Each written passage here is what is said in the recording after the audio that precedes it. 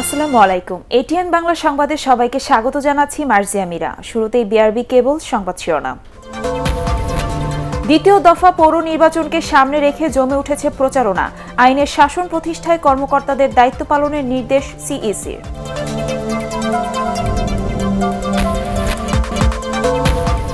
পটুয়াখালীর কলাপাড়ায় এগিয়ে চলছে কয়লাভিত্তিক ১৩২০ মেগাওয়াট তাপবিদ্যুৎ কেন্দ্রের নির্মাণ কাজ।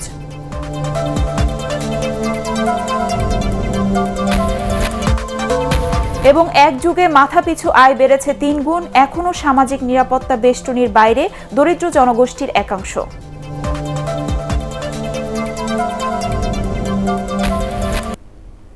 শুনছিলেন বিআরবি কেবল সংবাদ শিরোনাম। প্রথমেই জানাবো পৌর নির্বাচনের খবর।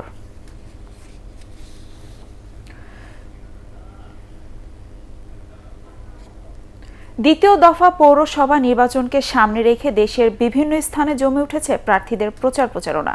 ভোটারদের মন জয়ে দিনরাত মাঠ চষে বেড়াচ্ছেন প্রার্থীরা। তবে সৎ ও যোগ্য প্রার্থীকে ভোট দেওয়ার কথা জানিয়েছেন ভোটাররা। প্রতিনিধিদের তথ্যচিত্রের ভিত্তিতে রিপোর্ট করছেন বিপ্লব রায়।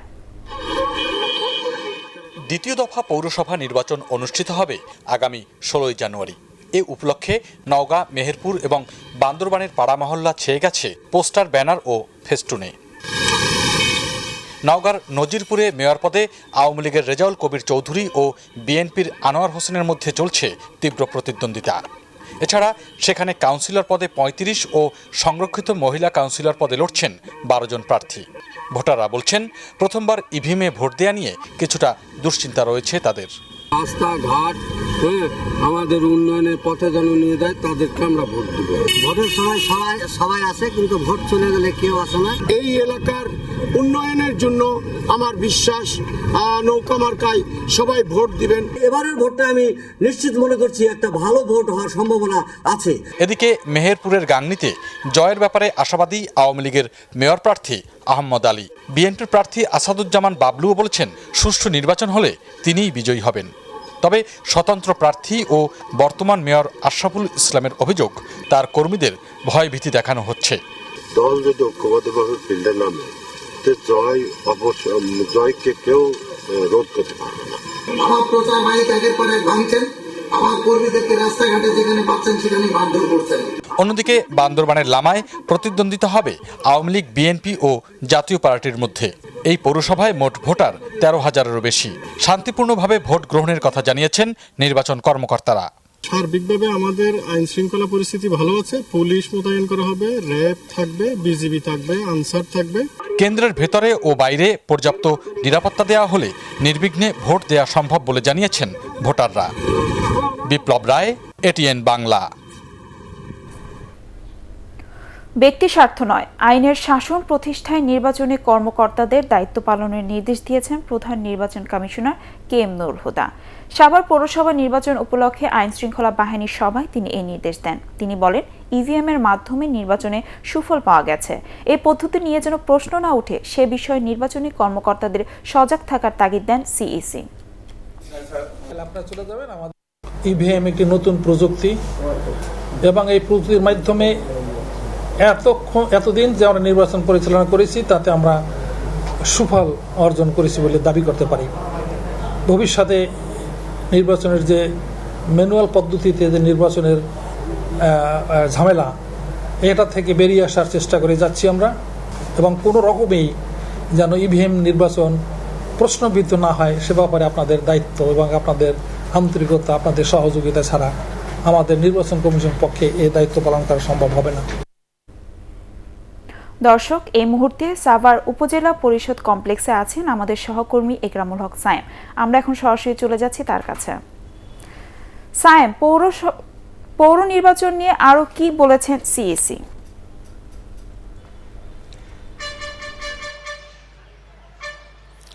মীরা, এই সাভার উপজেলা পরিষদ কমপ্লেক্স মিলনায়তনে প্রধান নির্বাচন কমিশনার যোগ দিয়েছিলেন। এখানকার স্থানীয় পৌরসভার উপলক্ষে যে আইন শৃঙ্খলা বাহিনীর যে সভা ছিল সেই সভায় যোগ দিয়েছেন তিনি। সেটি 11টা থেকে শুরু হয়ে 1টা পর্যন্ত চলেছে এবং এরপরে প্রধান নির্বাচন কমিশনার সাংবাদিকদের সাথে কথা বলেছেন। সেখানে নির্বাচনের নানা প্রসঙ্গ উঠে এসেছে। তিনি কথা বলেছেন যে সম্প্রতি বিএনপি যে মানববন্ধন করেছিল ইসির পদত্যাগ ইস্যুতে, সে ব্যাপারে তিনি কথা বলেছেন। তিনি বলেছেন যে আসলে ভোটে যারা হারে তারা সব সময় নির্বাচন ব্যবস্থা নিয়ে প্রশ্ন তুলে। তিনি সে প্রসঙ্গে যুক্তরাষ্ট্রের নির্বাচনের কথা বলেছেন। একই সাথে তিনি বলেছেন যদি আওয়ামী লীগও নির্বাচনে হারতো তাহলে আওয়ামী লীগও একই কাজই করত। তিনি চট্টগ্রামের যে সহিংসতার ঘটনা ঘটেছে সেটি নিয়ে কথা বলেছেন। তিনি বলেছেন যে সেখানে তদন্ত করে দোষীদের বিরুদ্ধে ব্যবস্থা নেওয়ার কথা বলা হয়েছে এবং একই সাথে নির্দেশ দেওয়া হয়েছে আইনশৃঙ্খলা বাহিনী যেন আগের চেয়ে আরও বেশি সতর্ক অবস্থানে থাকে এবং তিনি আশা করছেন শেষ পর্যন্ত সেখানে সুষ্ঠু নির্বাচন অনুষ্ঠিত হবে। প্রধান নির্বাচন কমিশনার কথা বলেছেন ইভিএম প্রসঙ্গে। তিনি বলেছেন যে এবার ইভিএমের পরিসর বাড়ানো হয়েছে এবং এক্ষেত্রে ইভিএম এর সুফল পাওয়া গেছে বলে তিনি জানিয়েছেন এবং তিনি একই সাথে এখানকার ভোট গ্রহণ কর্মকর্তা নির্বাচনী কর্মকর্তাদেরকে সতর্ক করে দিয়েছেন যেন এই ইভিএম নিয়ে কেউ প্রশ্ন না তুলে, যেন এটি প্রশ্নবিদ্ধ না হয়, কারণ ভবিষ্যতে আরও বেশি নির্বাচনে এই ইভিএমটি ব্যবহার করার কথা রয়েছে। এবং এই সাভার পৌরসভা নির্বাচন নিয়ে তিনি কথা বলেছেন। তিনি বলেছেন যে এখানে ভোটার যদিও 2.5 লাখের মতো, কিন্তু 10-12 লাখ লোক বাস করে। অনেক বহিরাগতদের এখানে যাওয়া আসার। সায়েম, আপনাকে ধন্যবাদ। এবার জানাবো চট্টগ্রাম সিটি কর্পোরেশন নির্বাচনের খবর।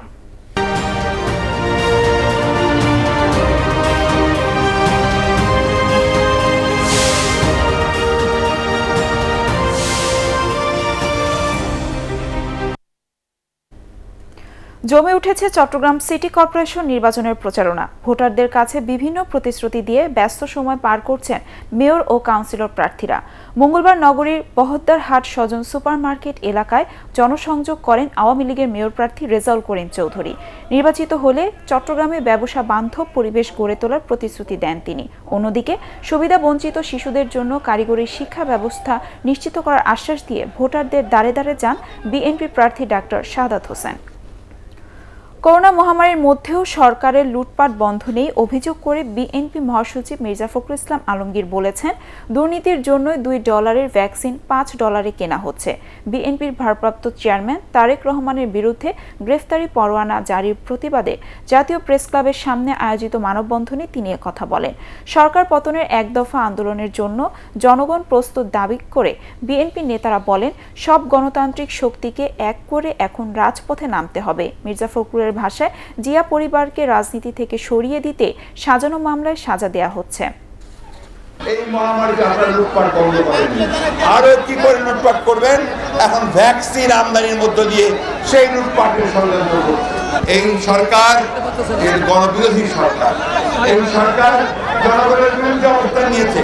খালেদা জিয়ার দরজা ভেঙে তাদের ঘর থেকে উন্মুক্ত করে জনগণের কাতারে দাঁড়া করাতে হবে। যেদিন খালেদা জিয়া জনতার কাতারে দাঁড়াবে সেই দিন শেখ হাসিনার দেন শেষ হয়ে যাবে, সেই দিন গণতন্ত্র মুক্তি পাবে।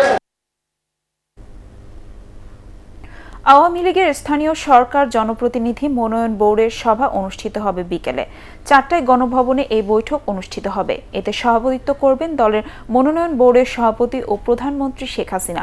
সংশ্লিষ্ট সবাইকে স্বাস্থ্যবিধি মেনে যথাসময়ে সভায় উপস্থিত থাকার আহ্বান জানিয়েছেন আওয়ামী লীগ সাধারণ সম্পাদক ওবায়দুল কাদের।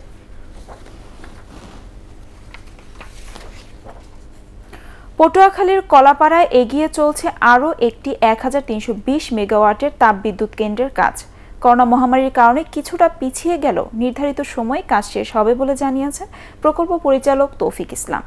প্রকল্প সংশ্লিষ্টদের দাবি, কয়লাভিত্তিক বিদ্যুৎ কেন্দ্র হলে উন্নত প্রযুক্তি ব্যবহার করায় এটি হবে পরিবেশ বান্ধব। ফজলে রাবির রিপোর্ট, ক্যামেরায় ছিলেন মাহবুব আলম। এই নির্মাণযোগ্য চলছে পটুয়াখালীর কলাপাড়ায়। কয়লাভিত্তিক বিদ্যুৎ কেন্দ্রটি নির্মাণ করছে বাংলাদেশের আরপিসিএল এবং চীনের নরিনকো ইন্টারন্যাশনাল। 660 মেগাওয়াটের 2টি ইউনিটে প্রতিদিন ব্যবহার করা হবে 12,000 টন কয়লা, যা আসবে ইন্দোনেশিয়া ও অস্ট্রেলিয়া থেকে। প্রতি ইউনিট বিদ্যুতের উৎপাদন খরচ পড়বে 6 টাকার কিছু বেশি। সময় মতো এবং নির্ধারিত সময়ে 20,000 কোটি টাকার এই প্রকল্পের কাজ শেষ করার ব্যাপারে আশাবাদী প্রকল্প পরিচালক। আমাদের কোনো ব্যয় বৃদ্ধি পাবে না। যদিও করোনার কারণে আমাদের যদি প্রকল্প 4 মাস কিংবা 6 মাস বিলম্বিতও হয়, আমরা চেষ্টা করব কভার করতে। এটা যদিও হয় তারপরেও এটাতে কোনো ব্যয় বৃদ্ধি হবে না। এতে থাকবে 220 মিটার চিমনি, ছাই নিয়ন্ত্রণে ব্যবহার হবে বয়লার টিউব। কয়লা পুড়িয়ে বিদ্যুৎ উৎপাদন হলেও এটি পরিবেশ বান্ধব হবে বলে জানান প্রকল্পের চীনা পক্ষ। Our project adopted international standard after the boiler design and পরিবেশ রক্ষার বিষয়টি অত্যন্ত গুরুত্বের সাথে বিবেচনা করছি আমরা। পেশাদার মার্কিন কোম্পানি দিয়ে পরিবেশ সমীক্ষা করানো হয়েছে। তাদের পরামর্শ অনুযায়ী অত্যাধুনিক আল্ট্রা সুপার ক্রিটিক্যাল প্রযুক্তি ব্যবহার করা হবে এই বিদ্যুৎ কেন্দ্রে। এছাড়া পেশাদার ও চৌকস প্রকৌশলীরা নিরীক্ষা করবে কেন্দ্র নির্মাণের প্রতিটি ধাপ। ভূমি অধিগ্রহণে বাস্তুচ্যুতদের পুনর্বাসনের জন্য পাশেই 30 একর জমিতে গড়ে তোলা হচ্ছে পরিকল্পিত আবাসিক এলাকা। নির্দিষ্ট ব্যয় সময়ের মধ্যে মেগা প্রকল্প শেষ করে দৃষ্টান্ত স্থাপন করে আছে পাশের পায়রা 1320 মেগাওয়াট তাপবিদ্যুৎ কেন্দ্র। আরপিসিএল বলছে তাদের এই প্রকল্প শেষ হবে নির্দিষ্ট সময়ের মধ্যে, অর্থাৎ 2023 সালের ডিসেম্বরের মধ্যে কয়লা থেকে আরও 1320 মেগাওয়াট বিদ্যুৎ পাচ্ছে বাংলাদেশ। ফজলে রাব্বি, এটিএন বাংলা, পটুয়াখালী। এবার জানাবো শেখ হাসিনার সরকারের টানা 1 যুগ পূর্তি নিয়ে ধারাবাহিক প্রতিবেদন।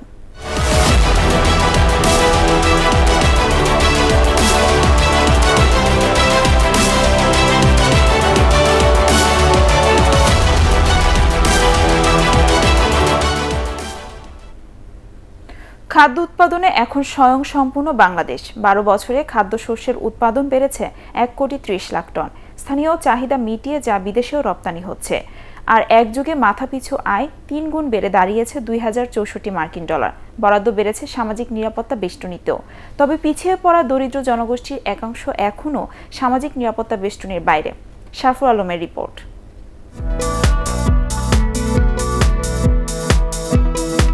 কৃষিক্ষেত্রে আধুনিক প্রযুক্তির ব্যবহারের কারণে খাদ্যশস্যের উৎপাদন বাড়ছে প্রায় প্রতি বছরেই। 2008 সালে দেশে 2,70,00,000 টন খাদ্যশস্য উৎপাদন হলেও এক যুগে তা বেড়ে দাঁড়িয়েছে 4 কোটি টনে। স্থানীয় চাহিদা মিটিয়ে নিয়মিত রপ্তানি হচ্ছে এসব কৃষিপণ্য। মোট জনগোষ্ঠীর 40% মানুষ এখন কৃষি অর্থনীতি নির্ভর। পরিসংখ্যান বলছে বিশ্বে পাট রপ্তানিতে বাংলাদেশ প্রথম এবং উৎপাদনে দ্বিতীয়, ইলিশ উৎপাদনে প্রথম, তৈরি পোশাক রপ্তানিতে দ্বিতীয়, সবজি উৎপাদনে তৃতীয়, মাছ, চাল ও ছাগল উৎপাদনে চতুর্থ অবস্থানে রয়েছে বাংলাদেশ। আলু, আম এমনকি সবজি উৎপাদনেও আছে শীর্ষ কয়েকটি দেশের মধ্যে। 2008-এ আমাদের খাদ্য উৎপাদন সামগ্রিকভাবেই আমাদের খাদ্য বা দানাদার জাতীয় শস্য তখন মাত্র 27 মিলিয়ন টন উৎপাদন হতো। 20-এর জুন পর্যন্ত প্রায় 40 মিলিয়ন টন খাদ্য শস্য উৎপাদন হয়েছে। 12 বছরে মাথাপিছু আয় বেড়েছে প্রায় 3 গুণ, তো ক্রয় ক্ষমতাও বেড়েছে। হতদরিদ্র জনগোষ্ঠীর সামাজিক নিরাপত্তা কর্মসূচি 144টি, সুবিধাভোগী 1.5 কোটিরও বেশি মানুষ। পেনশন, মুক্তিযোদ্ধা, বয়স্ক, বিধবা, প্রতিবন্ধী, মাতৃত্বকালীন সুবিধার আওতা ও পরিধিও বাড়ছে প্রতি বছরেই। অবশ্য পিছিয়ে পড়া সব মানুষের জন্য এখনো তা নিশ্চিত করা যায়নি। দরিদ্র জনগোষ্ঠীর একটা পরিবর্তন হয়েছে যে এখন নগর দরিদ্র একটা বড় গ্রুপ, আমাদের একটা বড় সংখ্যক নগর দরিদ্র আমাদের দেশের মধ্যে চলে এসছে। এদের জন্য আসলে নিরাপত্তা জাল কর্মসূচি ওইভাবে নেই। সরকার এখন চেষ্টা করছেন এগুলোকে সমন্বিত করে একটা ডেটাবেস তৈরি করে এদের জন্য একটা বড় প্রকল্প গঠন করা। এই সামনের বছরে 1 লক্ষ কোটি টাকারও বেশি তারা সামাজিক নিরাপত্তার জন্য ব্যয় করবেন বলে আমরা জানতে পারছি। কম দামে চাল বিক্রি, বিজিডি, বিজিএফ এবং ঘরে ঘরে চাকরি দেওয়ার লক্ষ্যে ন্যাশনাল সার্ভিসের মতো কর্মসূচিও দারিদ্র্য বিমোচনে ভূমিকা রাখছে। এসব কর্মসূচির কারণে অতি দরিদ্র মানুষের হার 22% থেকে এক যুগে নেমে এসেছে 10.5%। শরফুল আলম, এটিএন বাংলা, ঢাকা। এবার শেয়ার বাজারের খবর।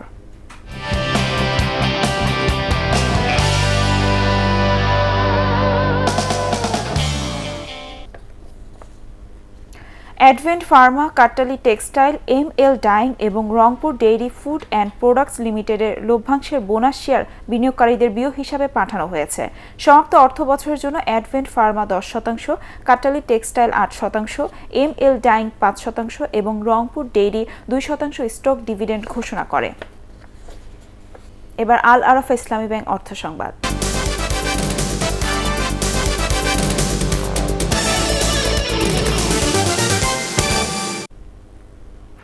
বিলুপ্ত প্রায় অসংখ্য ঔষধি গাছ এখন মাথা উঁচু করে দাঁড়িয়ে আছে সাভারের বাংলাদেশ প্রাণী সম্পদ গবেষণা ইনস্টিটিউটে। আয়ুর্বেদিক চিকিৎসার ভিত্তি ঔষধি গাছের সমারোহ এখন ব্যতিক্রমী এই ভেষজ উদ্যানে। কাঁঠালি চাপা, মণিরাজ, নিশিন্দা, সর্পগন্ধা, পানপরাগ, অর্জুন, অশোক, কানাইডিঙা, জয়তুন, চাউলধোয়া, হিজল, ছাতিম, মেতা, রম্বা, কুয়াচন্দন থেকে হরিতকি, বিলিম্বি, বেল, কতবেল, অর্বরই সহ দুর্লভ সব ঔষধি গাছ দিয়ে সাজানো এই বাগান। এবার আন্তর্জাতিক সংবাদ।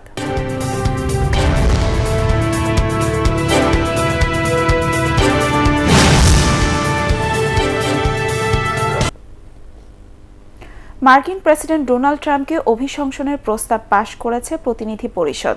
এ বিষয়ে সংবিধানের 25তম সংশোধনী কার্যকর করতে মঙ্গলবার ভাইস প্রেসিডেন্ট মাইক পেন্সের প্রতি আহ্বান জানিয়ে কংগ্রেসের ডেমোক্র্যাট সংখ্যাগরিষ্ঠ নিম্নকক্ষে প্রস্তাবটি পাশ হয়। তবে এটি ভয়ঙ্কর নজির হবে মন্তব্য করে সংশোধনী কার্যকর নাকচ করে দিয়েছে মাইক পেন্স। এবার সন্ধানী লাইফ ইন্স্যুরেন্স কোম্পানি লিমিটেড বাণিজ্য সংবাদ।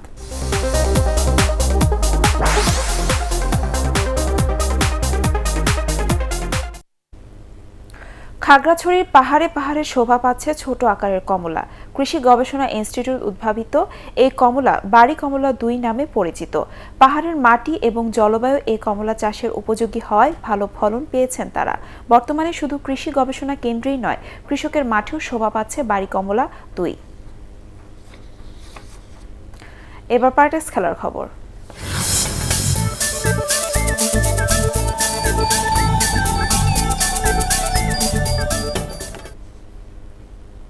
ওয়েস্ট ইন্ডিজের বিপক্ষে সিরিজকে ফর্মে ফেরার সুযোগ হিসেবে দেখছেন বাংলাদেশের অলরাউন্ডার মেহেদী হাসান মিরাজ। মিরপুর শেরেবাংলা জাতীয় স্টেডিয়ামে অনুশীলন শেষে তিনি বলেন, 1 বছর পর সাবেক অধিনায়ক সাকিব আল হাসান ফেরায় দলের আত্মবিশ্বাস বেড়েছে। শেষ করার আগে বিআরবি কেবল সংবাদ শিরোনাম আরেকবার। দ্বিতীয় দফা পৌর নির্বাচনকে সামনে রেখে জমে উঠেছে প্রচারণা। আইনের শাসন প্রতিষ্ঠায় কর্মকর্তাদের দায়িত্ব পালনের নির্দেশ সিইসির।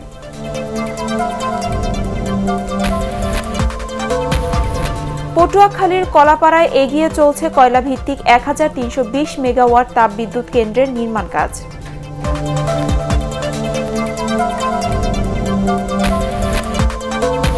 এবং এক যুগে মাথাপিছু আয় বেড়েছে 3 গুণ। এখনো সামাজিক নিরাপত্তা বেষ্টনীর বাইরে দরিদ্র জনগোষ্ঠীর একাংশ।